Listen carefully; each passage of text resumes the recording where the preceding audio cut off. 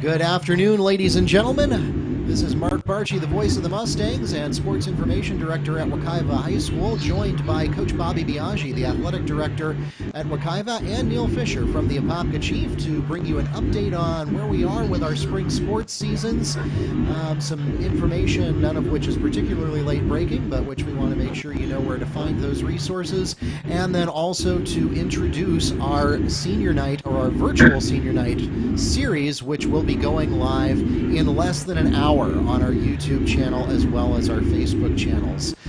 So I want to start first by addressing Coach Biaggi and talking about what an unusual set of circumstances we find ourselves in. We kind of had a sense going into spring break that maybe we weren't going to be coming back on time, but certainly we did not predict in February and early March that we were going to be going into the full month of April without any sporting events, and this has really put us in uncharted waters.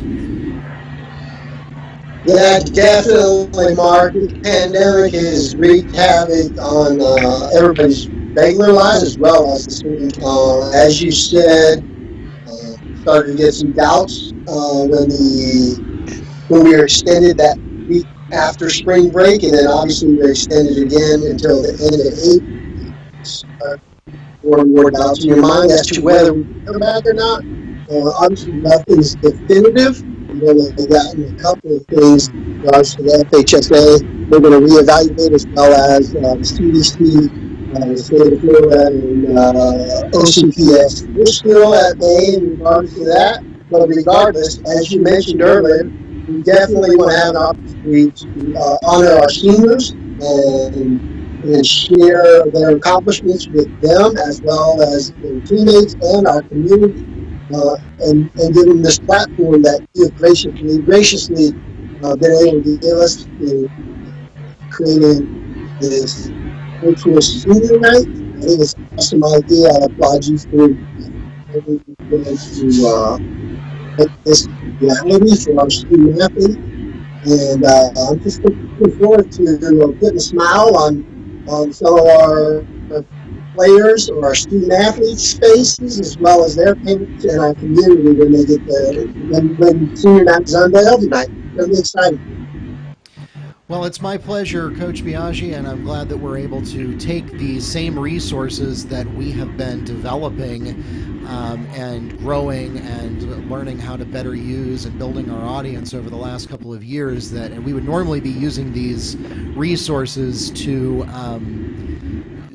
actually produce live events, but in the absence of that, we are using the same resources now to produce these virtual senior night events. And so we know that this is something that our parents and our seniors and their families look forward to each year. It is something of a rite of passage that the regular season ends with this kind of send-off, where we talk about the accomplishments of our departing class, and then give our fans some insight into what their plans are after high school, and give them an opportunity to say their farewells and thank yous to their coaches and teammates, and likewise for their coaches to bid farewell to them. And so while we're not able to do that in person this year before a game like we typically would, we are still going to be following pretty much that exact same format. We have designed these presentations to track very closely with what a normal senior night would look like. It's the same information, the same sort of script that's written for it. The only difference is that it's being presented online, and that instead of seeing a live ceremony as the background video, you're going to be seeing some media that was submitted by the coaches and the players. We have some photos and videos that they have collected, and those will serve as the backdrop for our senior night presentation. If you've never participated in a YouTube or a Facebook premiere before, it works just like a live event, so everyone will have an opportunity to watch it together and to comment and share on it just like you would a live event. You can all experience it at the same time. It will release live at 6 o'clock Eastern tonight. Although, again, don't fret if for whatever reason you're not able to be in front of a computer at 6 o'clock or a phone or however else you would get to it. It will be available for on-demand replay. So you will have an opportunity to return to this at a later date, whether you saw it the first time or not. So we're really pleased to be able to do that. The one that you're going to see tonight is water polo. Water polo were actually late on their senior night. It should have been the week that we came back from spring break, when no one, including faculty and staff, were working. So that's why that one got pushed. But for the remainder of the series, this is the first in a series of them. And for the remainder of the series, we are going to try to get it as close to the original date of senior night for each sport as we can. The reason we have not published a complete schedule yet is because we want to make sure that we have all of the materials collected, so that we can deliver on whatever schedule we publish. And so you'll see those pop up as we get those videos ready, so make sure you are subscribed to our YouTube and Facebook channels, so that you get those notifications when, but we know that that water polo will kick things off tonight, and then we know that lacrosse will be later this week, track and field will be soon, baseball and softball will be a little bit more toward the end of the month, because that's when their senior nights naturally would have been anyway. So I want to take a moment and pull Neal into the conversation. Neal, you and I have both been covering athletics at Wekiva since the very beginning, and we've been involved in sports journalism even longer than that, so we've seen Wekiva's entire journey. But I want to talk for a minute about just how unprecedented this is, what uncharted waters we are in, and how we're all kind of making this up as we go along, and also the fact that where we are right now in technology gives us the ability to respond to this in a way that we couldn't have even a few years ago. Yeah, Mark. Of course, if you're not aware of this, we're doing this on 3 different platforms, and we talked about this on the other 2. But in a nutshell, I guess try to at least look at the lighter side here, kind of lighted things up, if there ever was a time for the world to go dark, I guess it would be in 2020 with technology. Of course, I'm 50 years old. I'll be 51 in about 6 weeks, which, just as an aside, if I could be a little selfish here, my birthday's the 26th, and it always coincides with Indy 500. I was actually born. My mom went to labor during the pace laps of the 1969 Indy 500. Anybody who knows me knows that I love racing. It's a passion along with hockey and basketball. So I've always felt there was some karma. And again, I might be a little bit selfish, but since we're on the subject, I'm not going to be able to see Indy 500 around the same time as my birthday. I've always associated them together, kind of that very magical time of the year.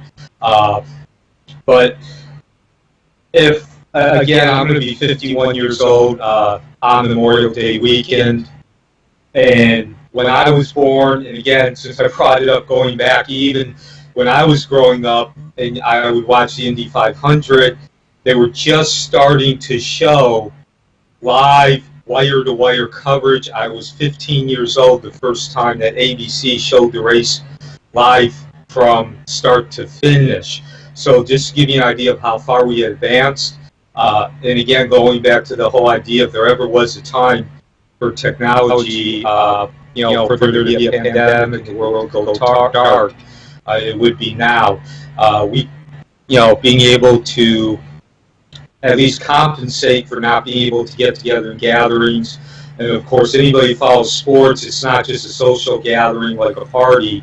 We're used to going out, going to stadiums, being a part of the crowd, the attendance. Of course, you and I, Mark, as people who work in sports and doing reporting, we sit up in the media box with usually 6 or 7 other people. Bobby, of course, is on the field, doing whatever needs to be done, helping the people get in, helping the people get out, making sure everything's set up properly. So it's a very unique feeling, not just in the fact that there's nothing, but it's kind of like you get up in the morning and you're so used to doing certain things and certain procedure, and you start to think, okay, it's Monday, I gotta make sure I do this, this, and this, so everything goes off as it should on Friday. But again, at least having some of this technology at least makes it a little bit easier to be able to deal with and manage, because we're not completely socially isolated like we would have been. Again, like I said, when I was growing up in the 80s, and can't even, like I said, it wasn't until I was about 15 years old in the mid-80s that ABC started showing the Indy 500 flag to flag. Yeah, so certainly we have this technology at our disposal now. We have been developing it, never imagining that we would be using it this way.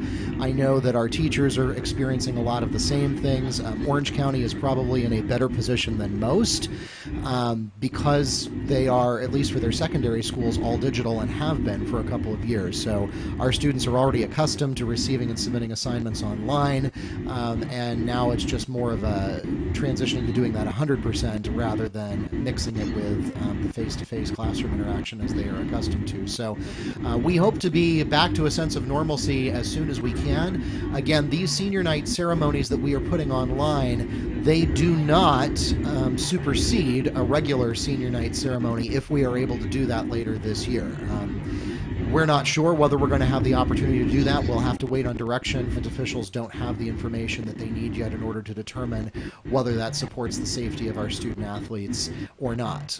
But we do hope that we might have an opportunity to do that, and if we do, we will still do it, even though we have done these virtual ceremonies now. But we are going to operate under the assumption that this is what we've got for the moment, and so we are going to make the best of things, and we hope that you will join us. We know that many of our seniors will be with us at 6 o'clock tonight and for the rest of the series. We hope that our broader Wekiva Mustang family will join us for these as well.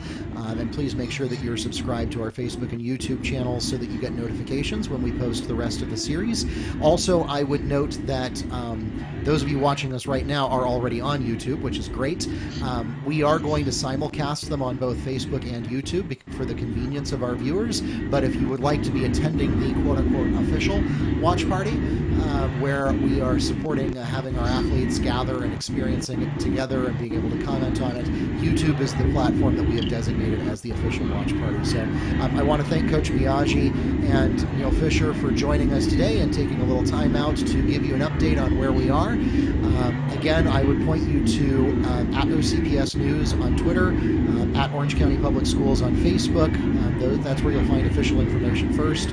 We will cascade that as soon as we see it on our own social media channels, Wekiva Sports, and on WekivaMustangs.com. That's where you can find all the latest official information as we continue to learn more. So we will see you in less than, actually just about half an hour, when our senior night, our first senior night installment goes live on YouTube. Thanks for joining us. Have a great night.